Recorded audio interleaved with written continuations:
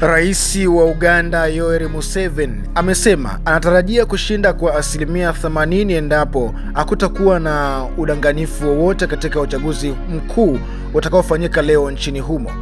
Akizungumza na waandishi wa habari baada ya kupiga kura, Museveni amesema hana hofu ya kushindwa, akipuuzia uwezekano wa kupoteza uchaguzi huo dhidi ya mpinzani wake, mwanamuziki aliyebadili mwelekeo huo na kuwa mwanasiasa, Bobi Wine.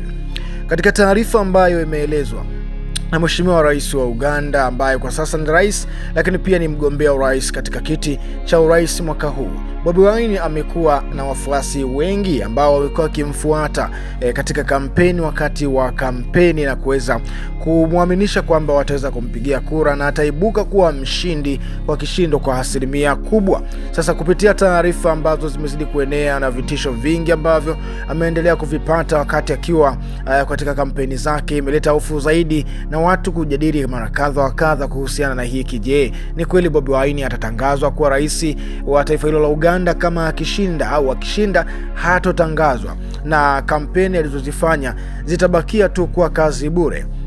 Katika taarifa ya msingi ambayo imeelezwa na CNN kuwa taarifa za chochote kinachoendelea Uganda kuhusiana na uchaguzi mkuu huu, hakuna ripoti yoyote inayoripoti chochote kutokana na huduma ya intaneti kufungiwa tangu jana.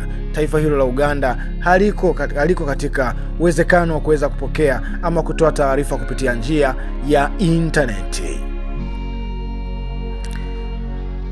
Kwa taarifa hii na taarifa zingine ambazo tutazokuwa tunazichapisha hapa, basi fanya tu subscribe ili unakuwa wa kwanza kupokea taarifa zetu kwa wakati husika. Kwa wakati huu nikutakia wakati mwema hadi wakati mwingine tena. Bye bye.